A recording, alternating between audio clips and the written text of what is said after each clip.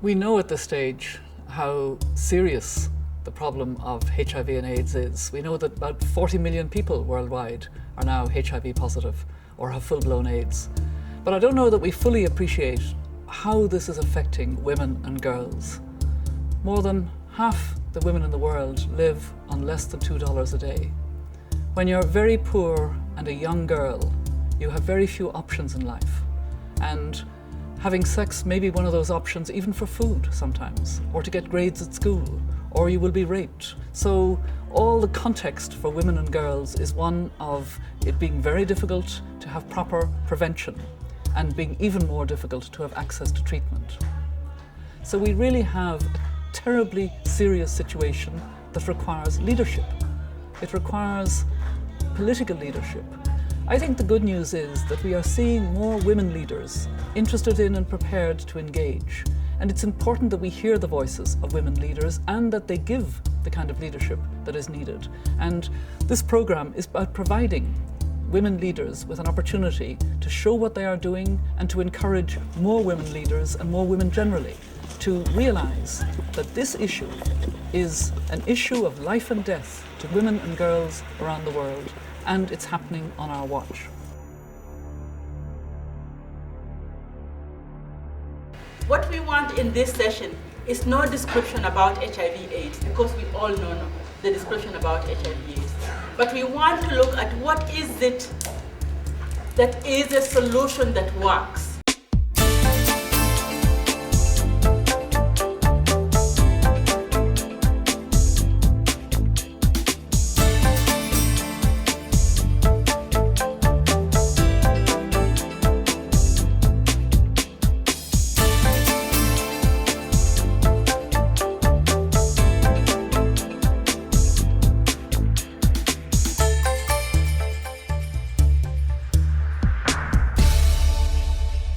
Around the world today, more than 40 million people are living with the virus, the HIV virus.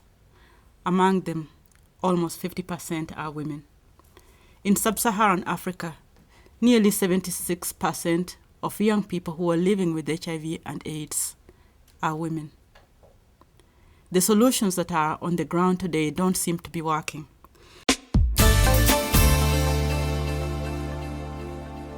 What is the one solution you would provide for preventing HIV infection among women and girls in the next 5 years? The involvement of parents.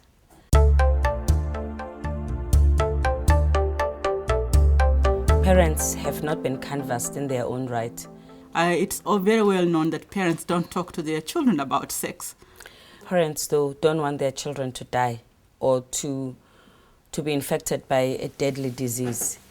So it is going to need us to send them very strong messages that will mobilize them. Do you see that working in Malaysia? I think, yes, I do agree that we have to engage parents, but I think we have to find different ways. Parents are a diverse group, they are busy, and they think that this is the job of teachers. So it needs a collaboration of parents and teachers, I think, perhaps through parent-teacher associations. In my country, every school has to have a PTA, and it's a route to reaching both sides of the adult equation. Second time, train parents. They know, but they don't know what to tell young people. Parents need to be supported, trained, and sensitized. And the two issues that we have to look at here are couple dialogue and parent-to-child communication. We find that if you cannot dialogue between the two partners, then there is a way HIV will come into your home. So we need to promote couple dialogue. We also need to promote parent-to-child communication. This means that parents will be able to communicate to their adolescent children or youth, and therefore that will be a prevention of HIV in the youth. I'd like to react to what was said in terms of parents and their role and the teachers and their role. I think this can only happen if you can keep girls in school.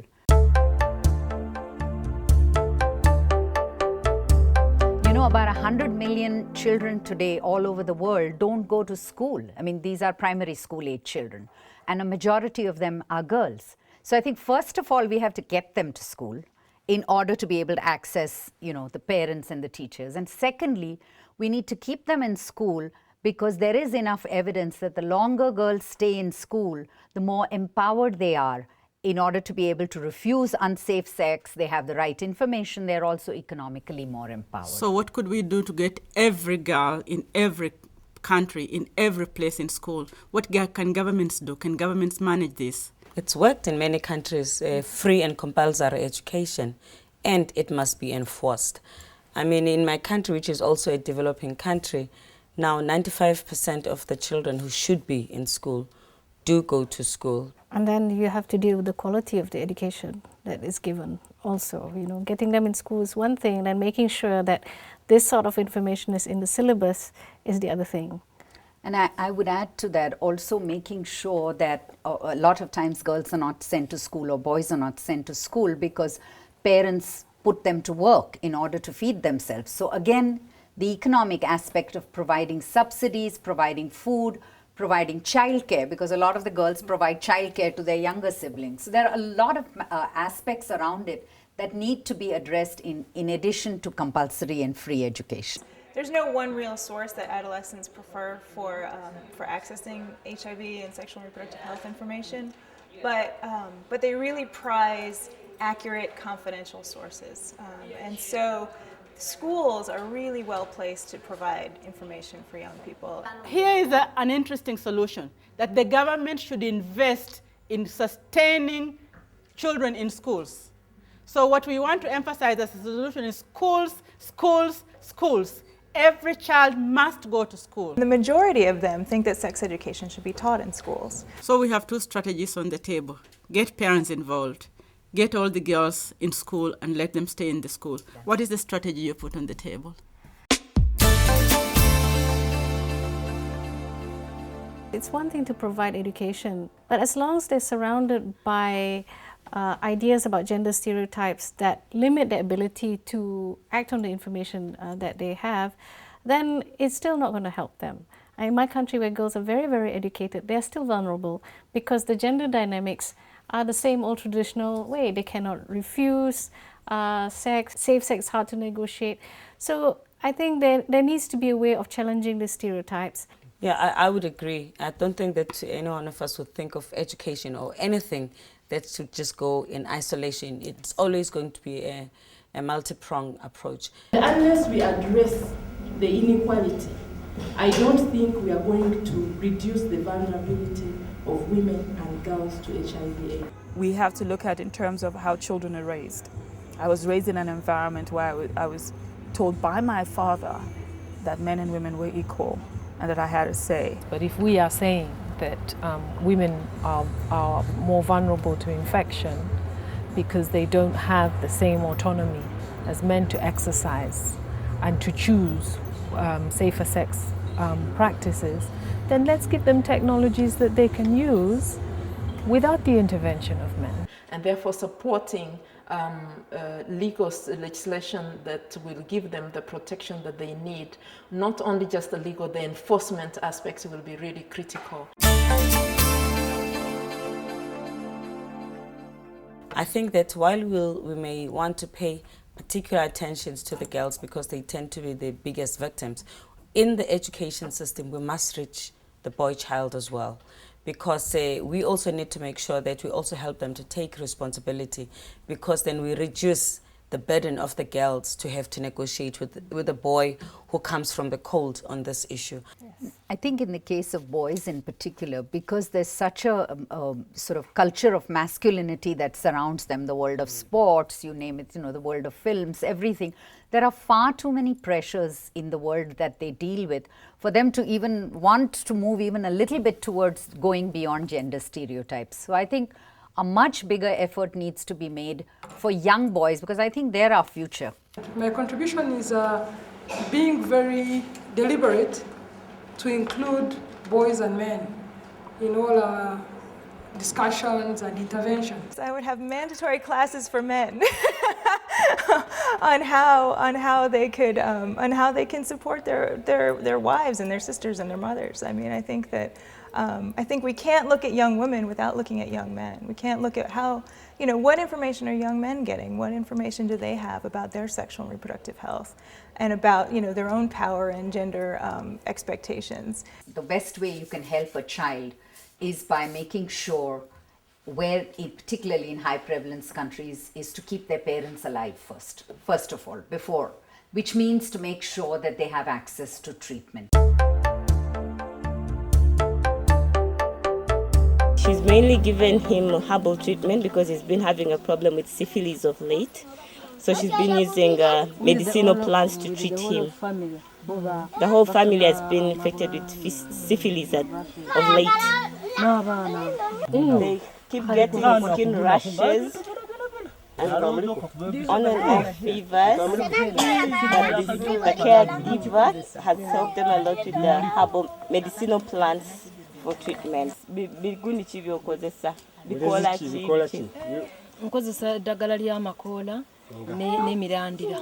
would take it if the government provided. He would take the ARVs for himself and the family.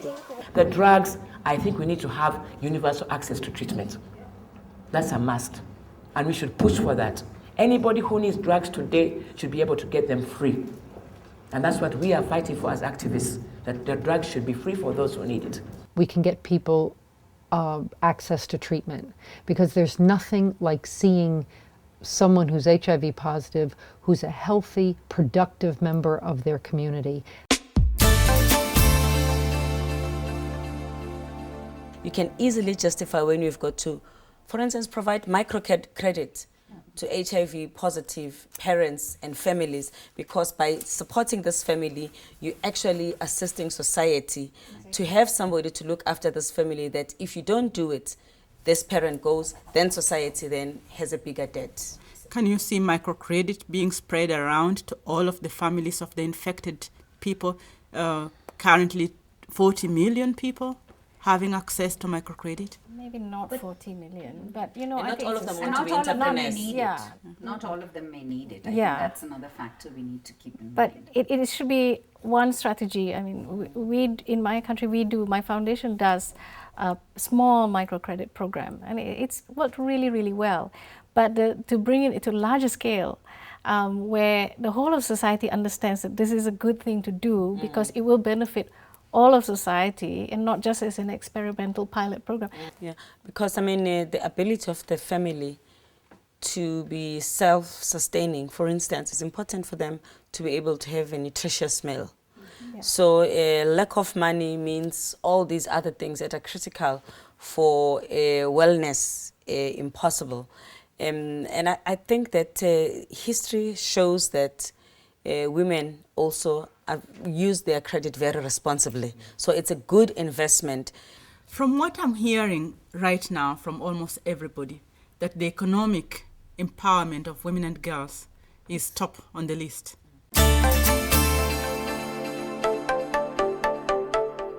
You see that? Is it the first place we must go? Absolutely, yes. Absolutely. So that also girls are able to assert themselves where they have to deal with unfair gender relations.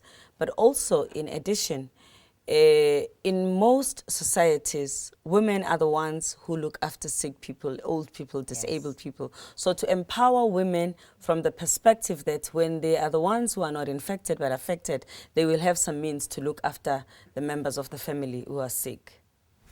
How do you weigh between education and economic empowerment?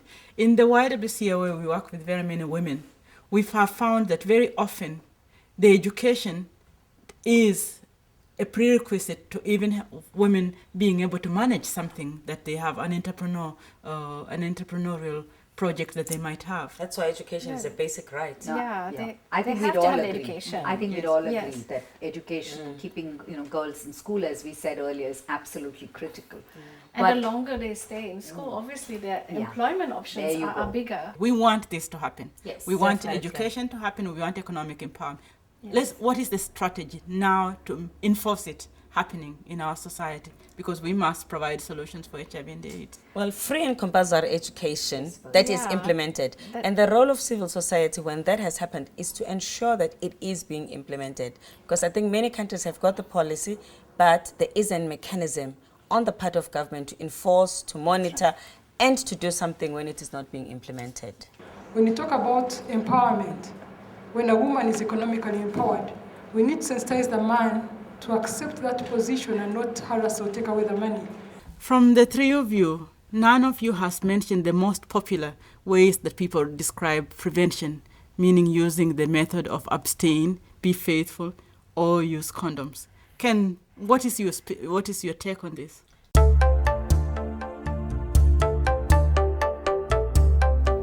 While, abstinence, being faithful and using condoms is the standard strategy, it's a strategy where you clearly find women not empowered enough to practice any of those three. I think that's what we're all trying to say. So as a result, while we're not disassociating ourselves with these three messages, they're important, you need something more for girls. You need something more for women other than just telling them these three messages, because their reality doesn't enable them to practice many of these. Because if women cannot negotiate fair sexual relations, then they don't have an option to abstain. If they are not the ones who are in many cases unfaithful, then they don't have control. They are not the ones who use condoms. So these three methods are dependent on men being nice. We can continue to challenge the traditional prevention methods and push for those things that really will make a difference for women. As I said, keeping them in school, reducing violence, protecting their property and inheritance rights. Despite the fact that I know the consequences, there is that part of it all, curiosity. To the young ones, those ones who are just entering adolescence, they acquire AIDS despite the fact that they know that through having sex, unprotected sex, you can get AIDS. They can acquire it because they want to enjoy that part of it, or they say, sex, what does sex mean? How is it? How is it felt? So that person can go in for sex and she gets AIDS, well knowing that through unprotected sex she can get AIDS. I get perturbed in this country when we start hearing, if you remain a virgin, you will get a scholarship to go and get further studies. Surely, don't you think you are even causing the girl in northern Uganda who was raped without her, consent, to get out of that scholarship issue? How is she going to deal with that? You are even causing more stigma for those who are infected. It looks as if because they're infected, they are not supposed to get any more services. So until our governments sort out that issue, I'm not seeing any other solution. And then if you live in an environment where there's a lot of violence against women, all of these things are thrown out the window. There's no way it is relevant Talk at all. a little bit about the relationship between violence against women and the prevention on HIV and AIDS.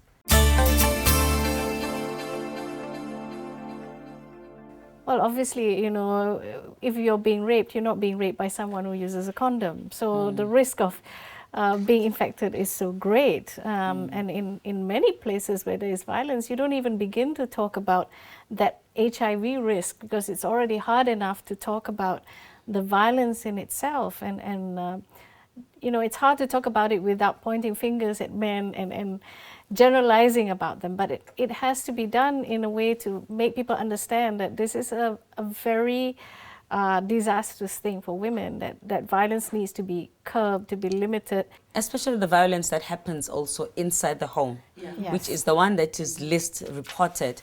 Violence within relationships. When a woman is married to a man and she has reasons to suspect that he is not practicing safe sex and he is not faithful, and that woman is forced then to have sex with that man, that kind of violence is probably one of the most difficult for a woman to actually take up. The solution will be better support structures so that women do have alternatives when they say no. In some districts in Uganda, women are going for treatment and the husband waits at home and says, we have to share this drug. They are doing it. Now, if we share this drug and they told her that come back next month to get your refill, and she comes back in the middle of the month, that she will not be given drugs. Because they tell her, your time is not over, you are selling the drugs. It's like physical abuse, wife battery. When you tell a woman to leave her husband, you have to give her alternatives. Anywhere in the world, not just in Africa. If she's going into, if she's going into a safety, the safe house and all of these things, if we have those structures, then she has something else to do.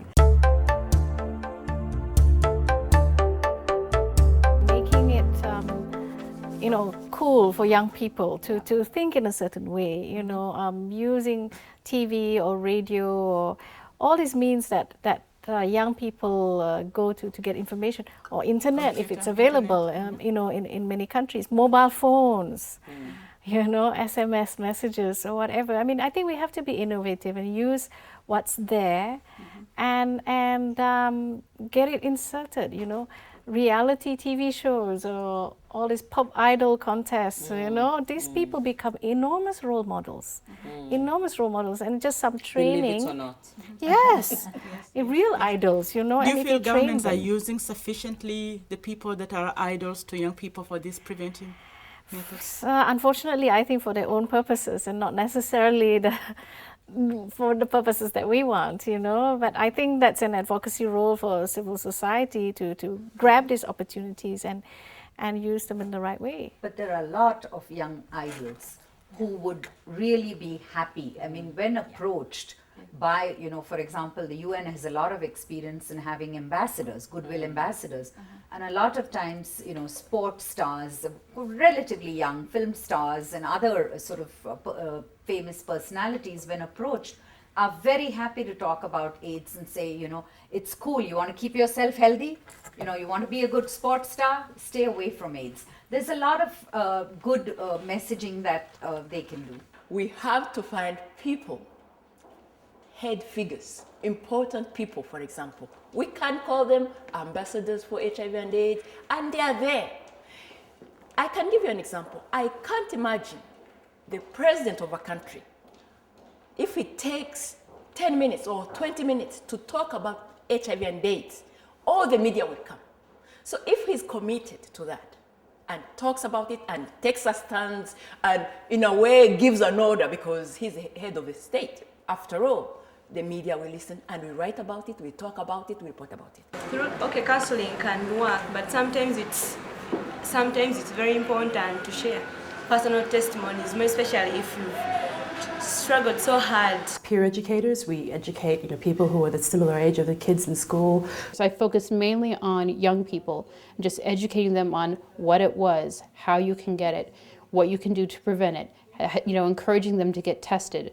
And that, it may seem like it was a very small and insignificant impact or contribution, but it was a contribution, and I think it had to be done. You need role models to talk to people and say, look, you got to change your behavior. So I would say young sports people in my country would be the best people to impart the message to young people as regards to behavior and the knowledge about AIDS. So I would say sports people, celebrities, unfortunately, the celebrity that people have, it means something because people recognize them. And when they think, okay, this celebrity is saying something about changing my behavior, well, hey, he must have some point, and it sticks in their minds. How can we transfer what we've talked about here so that everybody will go home, or everybody is watching this program will be able to say, this is something I can do?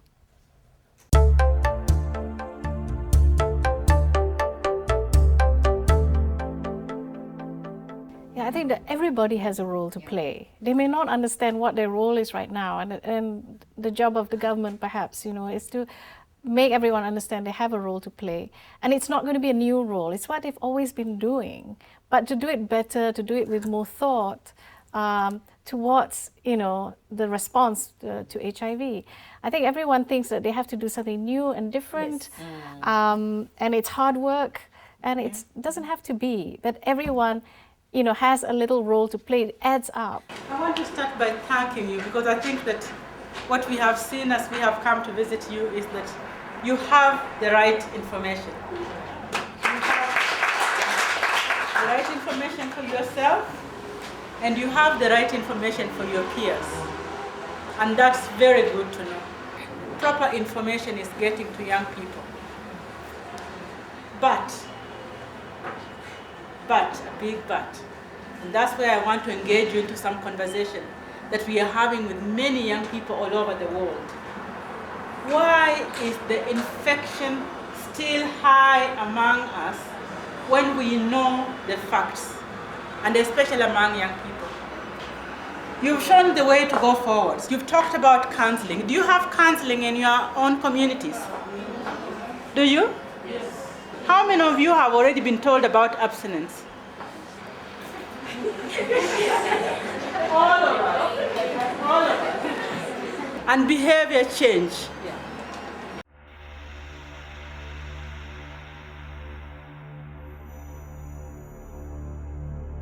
Her solution is concentrate on the grassroots, empower them, give them education, and give them knowledge. I think on the continent, the first thing we need to do is remove the taboo of sex. I think we need to talk about not just the taboo about talking about sex, but the taboo about being open, about being positive. And talking about sex openly. Even in schools, they have to form clubs so that they are able to address issues that are concerned, like HIV/AIDS and even other related issues. What we've learned in South Africa is that unless there's effective treatment, continuous treatment and support, it's everything else that you do, awareness raising and prevention, actually doesn't have impact. And we need to empower people living with HIV/AIDS to come out, share their experiences, to encourage those others down there who are suffering due to self-stigma, family stigma, community stigma, and workplace stigma. It's very important to have people who are positive, who live with the disease, who lose people from the disease, to be able to talk and to talk with leadership and in that way empower others to confront the disease. There is no way we are going to solve this unless government leadership takes HIV/AIDS as a priority. In terms of resource allocation, care, right policies, reduction of poverty, and the whole issue of peace. We must work with one strategy, one coordination mechanism, and one funding structure. We know that nutrition plays a big role in adherence, and most of these drugs, for those of us who are on them, we know how much we can eat. They really give you a very high appetite.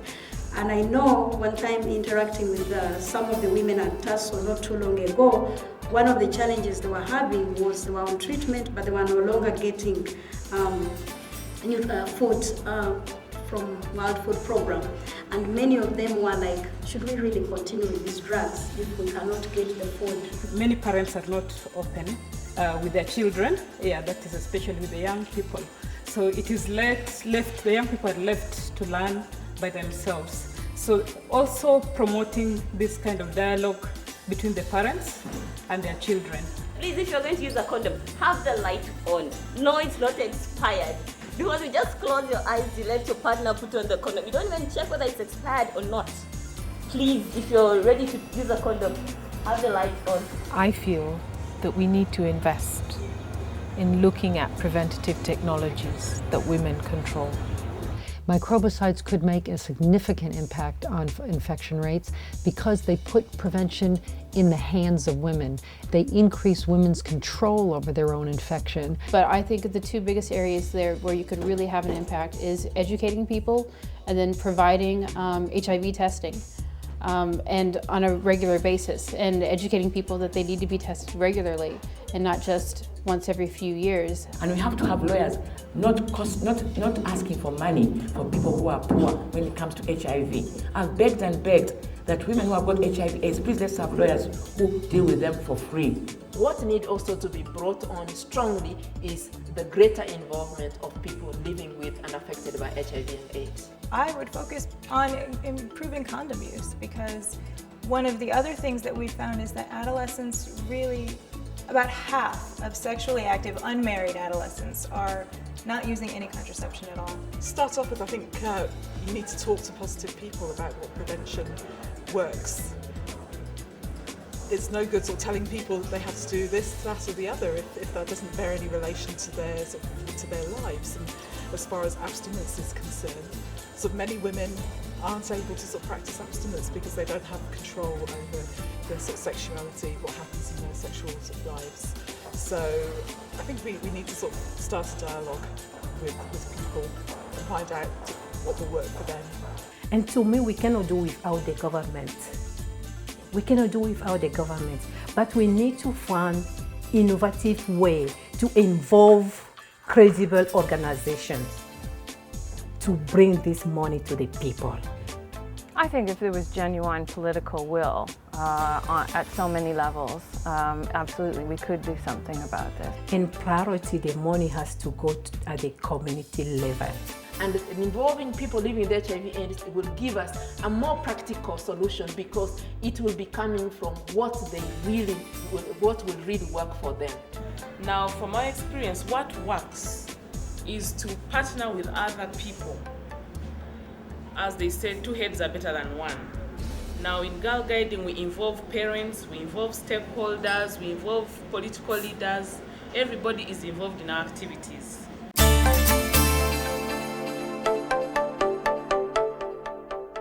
As the YWCA, we're interested that we have all the women leaders be involved in making a change. What is the one message you would tell to any woman who is in any leadership position, beginning from those who are in high government positions up to the kindergarten teacher?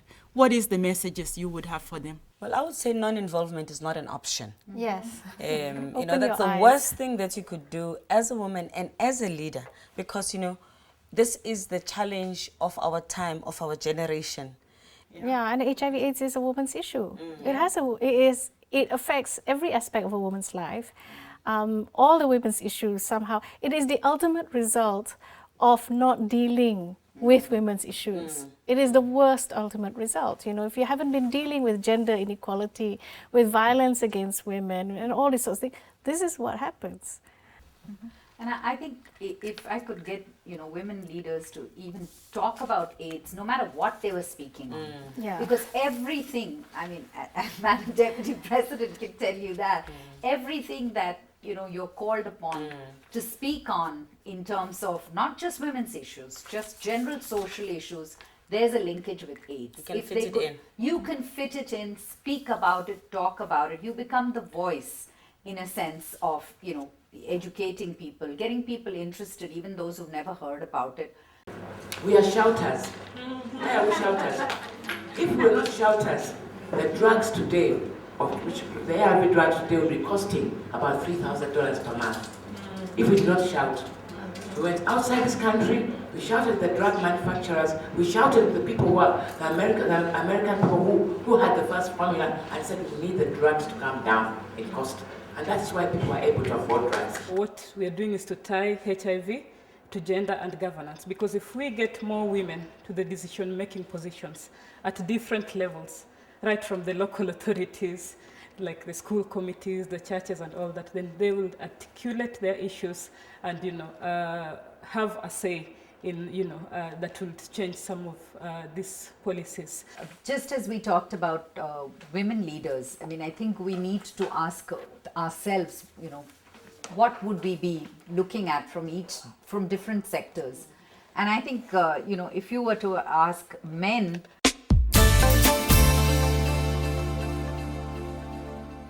I would say to men, the most important message is protect your loved ones. First, think of your loved ones. You know, your wife, your daughter, your son, who also needs the information.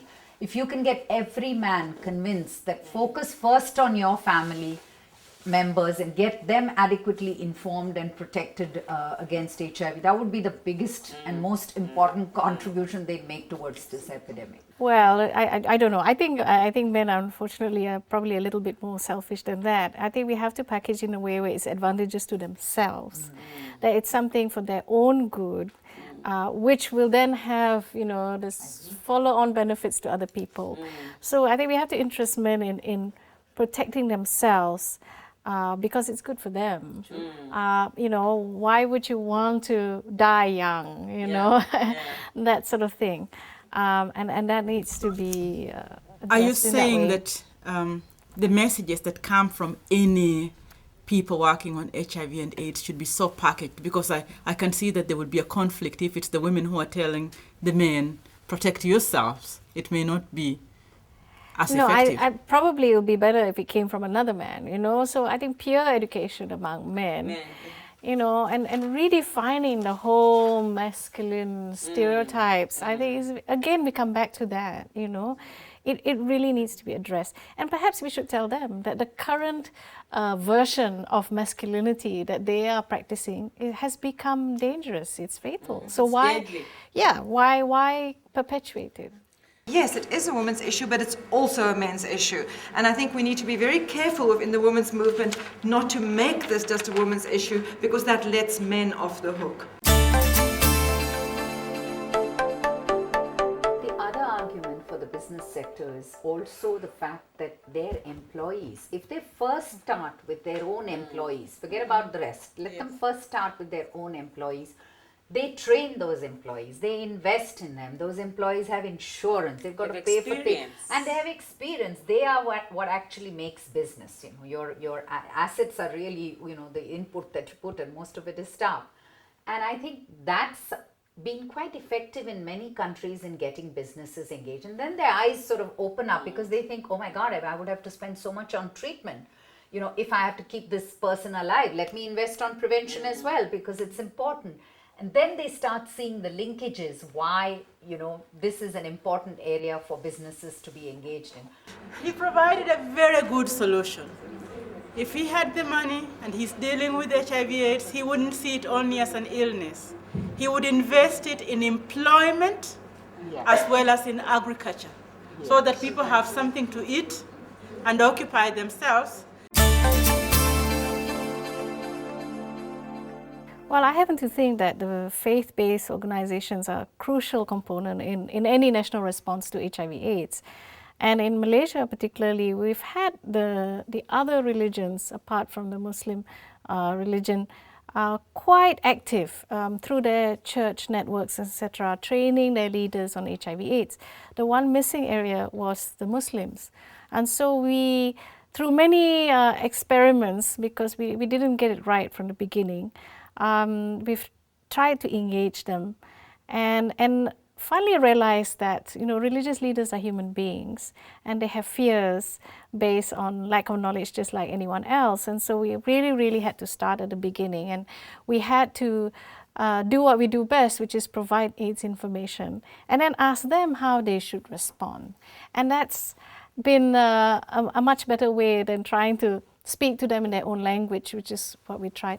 So what we've done is, with the religious leaders, we've developed a manual on Islam and AIDS, and we've done training workshops around the country, training leaders at the grassroots level, men and women, on HIV and what they can do for people who are vulnerable and what they can do for people who are already infected.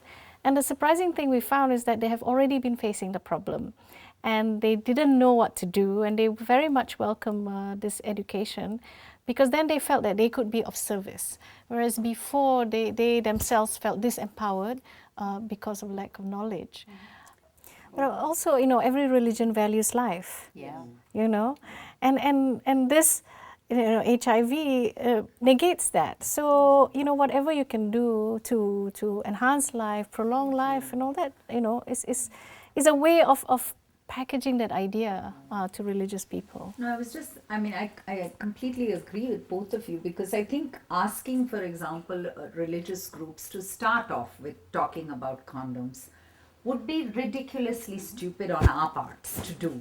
I think where you have to begin is where they're at, which they will talk about family values, what's important, how to protect your wife, how to protect your partner, make sure that you're faithful. Those are the first steps that they would definitely find easier to take. Secondly, the religious component. We need to focus also the Muslims, the Christians, the Catholics, Muslims about polygamy and other issues, Christians about issues of what is in the Bible about submission and your body belonging to the man, the Catholics about use of condoms. All these religious issues need to also be looked at. Our religious institutions are patronized mostly by women. And somehow we have given into that. We have said, let's abstain, let us do this, when we know that married women are one of the most vulnerable groups to HIV. So we're peddling lies, even as we say we're being religious. That is highly immoral in my view, and I think it should be challenged. Stop going to those churches stop going and demand from those people that they reflect the truth. They reflect people's experiences. Otherwise, they're fraudulent. They're absolutely fraudulent. What are you going to do? What is the one thing you are going to do after this program, you yourself as an individual?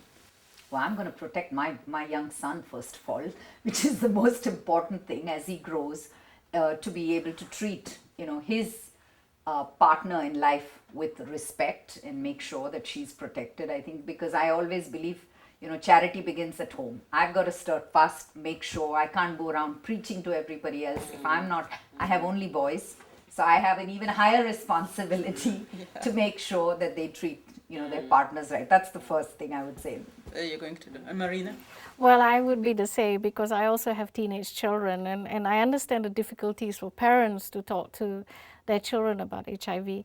But in the larger context, I'm very interested in working with young people, especially young women, and I try and do that to the TV program that I do, because I really think that giving them different options and ideas and different role models is part of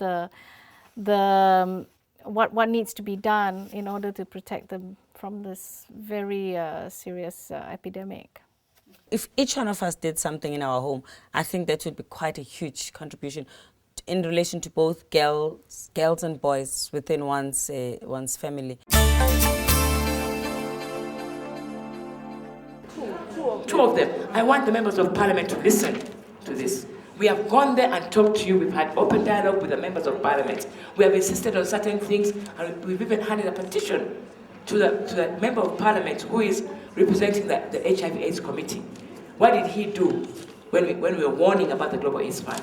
He did nothing. He did nothing. We were with pictures, we handed a petition. What's the members of parliament doing to help us?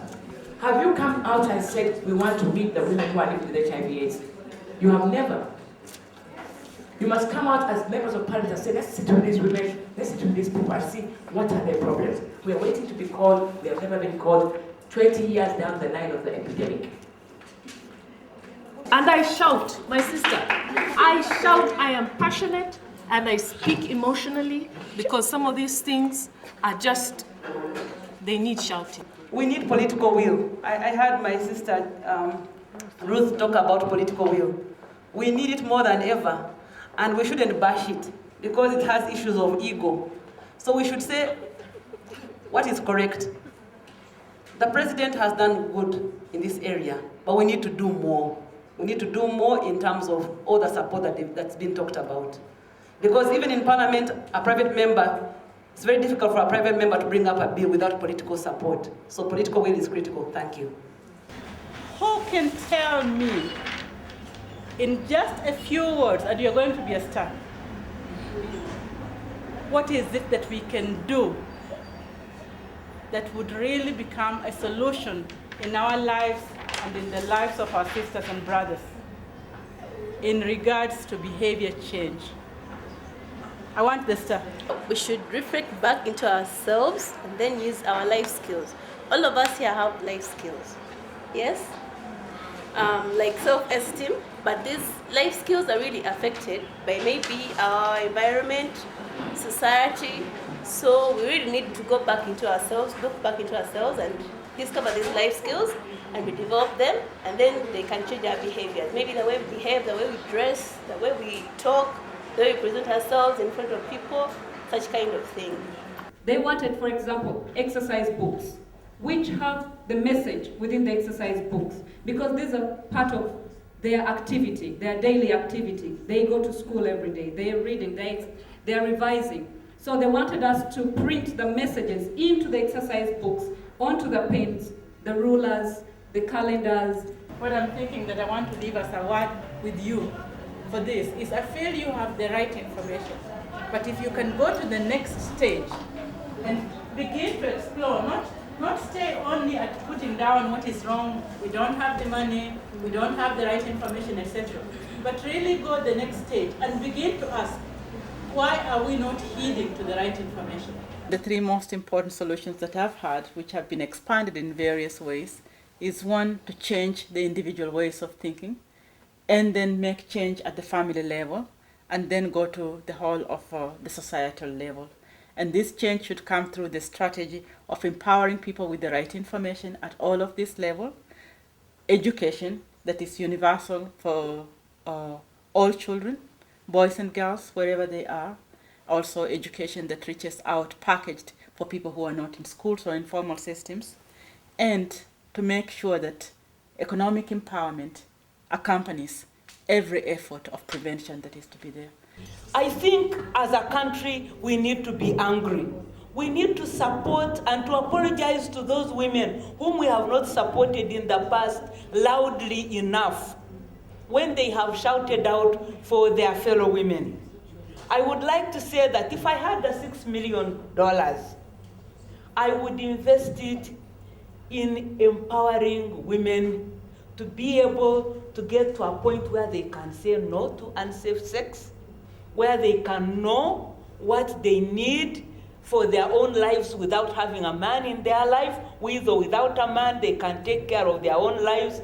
And I would invest it in an education that starts right from their childhood, so that our girl children and our boy children are not condemned to the realities that our people are living in. On a community level, I really think that, I come from a grassroots organizing perspective, where in order to really affect change, you need to do the absolute basics and sometimes the bare minimum, which is very hard for a lot of people because they want to think of things in this macro, global, international capacity. Right now, we're sending a lot of information to young people that's a little conflicting. I mean, adolescents around the world, hear, if you're young, you shouldn't be having sex, or if you're not married, you shouldn't be having sex. So if that's the message that young people are hearing, it's difficult to also then promote condom use. So we need to be really open about the fact that adolescents are having sex, and so reducing some of the stigma and shame that they feel because they feel they shouldn't be. And so then they're not accessing services that they need.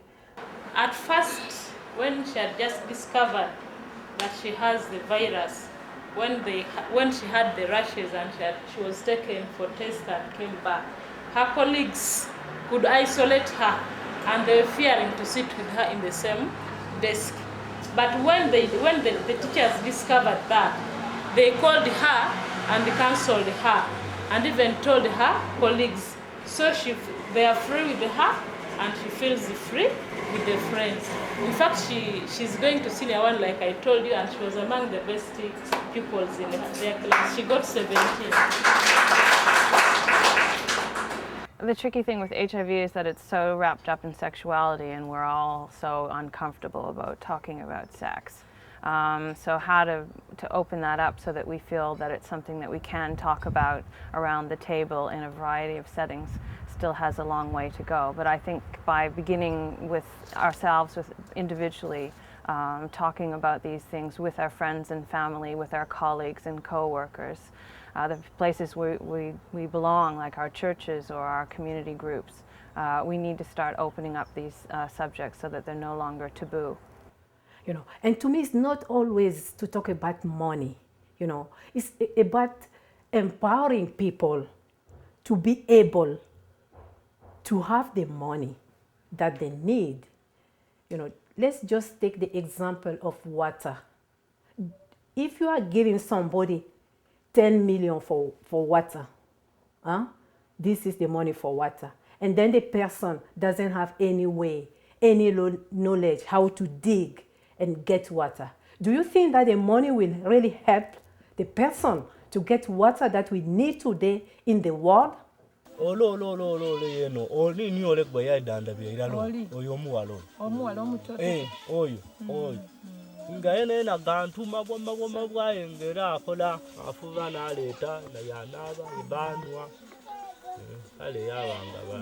He's very grateful for the work she has done for him. She helped him whenever he's in pain or in difficulty. Shizano has helped him. She prepares for him food at times. She brings him the herbal medicine when she's cooked the leaves and gives him the drink.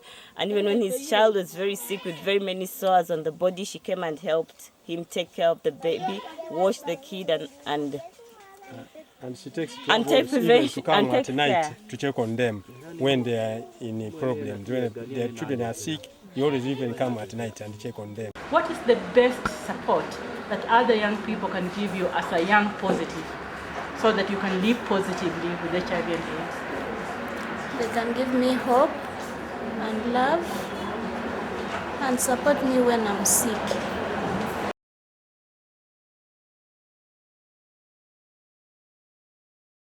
And when you grow up, what do you want to do? I want to be a doctor. You want to be a doctor? Why do you want to be a doctor? I want to treat people. You want to treat people?